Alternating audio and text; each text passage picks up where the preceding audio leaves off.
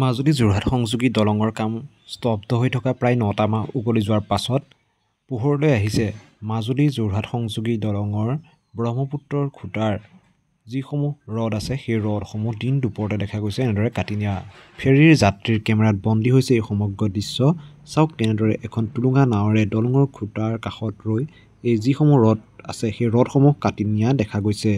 আৰু এই সম্পৰ্কে মাজুলী জিলা ছাত্ৰ সন্থাৰ কিছু মন্তব্যও আছে, শুনিও আহক। আৰু দেখা গৈছে এনেদৰে এতিয়া যোৰহাট মাজুলী সংযোগী দলঙৰ যিসমূহ ৰড আছে ব্ৰহ্মপুত্ৰৰ মাজৰ খুঁটাৰ সেই ৰডসমূহ কাটি নিয়া।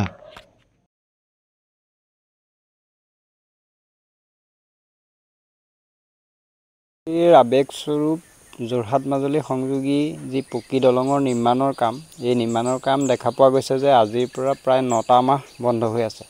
তেনে এক পৰিপ্ৰেক্ষিতত দেখা পোৱা গৈছে যে সামাজিক মাধ্যমত সেই দলঙৰ যি খুঁটা, অৰ্ধনিৰ্মিত যি খুঁটা, সেই খুঁটাৰ পৰা ৰড চুৰি কৰি নিয়া, ৰড নাৱত ভৰাই লৈ যোৱা এটা ভিডিঅ' ভাইৰেল হৈ আছে। এই কথাবিলাক আচলতে দলং নিৰ্মাণৰ লগত জড়িত যোনটো বিভাগ আছে, চৰকাৰী বিভাগ আছে, এই বিভাগটো আৰু জিলা প্ৰশাসন তেওঁলোকৰ মানে নজৰত থাকিব লাগে এই কথাবিলাক। পূৰ্বেও দেখা পোৱা গৈছে যে এই দলঙৰ খুঁটা পৰা ৰড চুৰি কৰি নিয়া ভিডিঅ' আপোনালোকৰ সামাজিক মাধ্যমৰ জৰিয়তে প্ৰচাৰ হৈছিল, কিন্তু পিছত দেখা পোৱা গ'ল যে তাৰ কোনো সূত্ৰ নোলাল।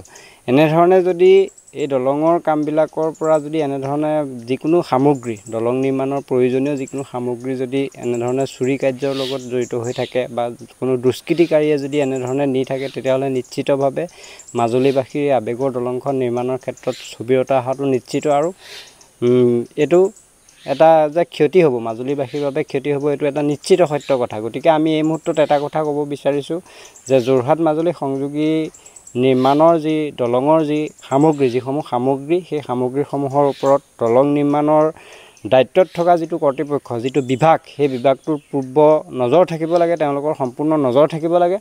আৰু জিলা প্ৰশাসনৰো এই ক্ষেত্ৰত নজৰ থাকিব লাগে। অন্যথা কিন্তু সকলোবিলাক সামগ্ৰী এনেধৰণে হৰলুকি হোৱা মানে দেখা পোৱা যাব অনাগত দিনত। গতিকে আমি জিলা প্ৰশাসনক আহ্বান জনাইছোঁ, ইয়াৰ লগত জড়িত যোনটো কৰ্তৃপক্ষ আছে, বিভাগীয় কৰ্তৃপক্ষ, সেই কৰ্তৃপক্ষক আমি আহ্বান জনাইছোঁ তেওঁলোকে এই বিষয়বিলাকৰ ওপৰত অলপ নজৰ ৰাখিব লাগে। যিহেতু ভিডিঅ'টো ভাইৰেল হৈ আছে সামাজিক মাধ্যমত, এইটো মিছা ভিডিঅ' হ'ব নোৱাৰে।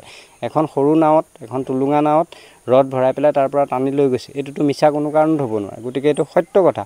গতিকে আমি এটা কথাই আহ্বান জনাম, এনেধৰণৰ কাৰ্যবিলাক যাতে সংঘটিত হ'ব নোৱাৰে, এই কথাটোৰ ওপৰত জিলা প্ৰশাসনৰ নজৰ থাকিব লাগে।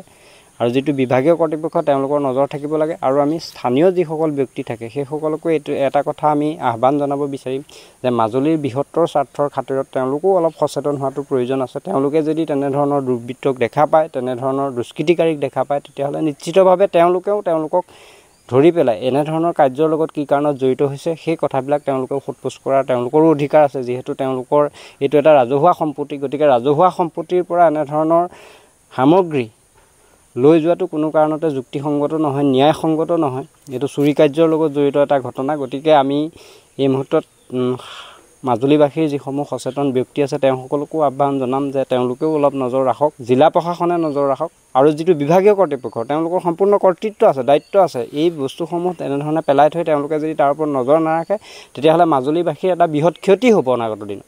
গতিকে আমি আহ্বান জনাইছোঁ আৰু দাবী জনাইছোঁ এই বস্তুবিলাকৰ ওপৰত তেওঁলোকে পূৰ্ণ নজৰ ৰাখক। আৰু এনেধৰণৰ যদি দুষ্কৃতিকাৰী এনেধৰণে চুৰি কৰিছে তেওঁলোকক মানে বিচাৰি উলিয়াই পেলাই তেওঁলোকক কঠোৰৰ পৰা কঠোৰতম শাস্তি প্ৰদানৰ ব্যৱস্থা গ্ৰহণ কৰক।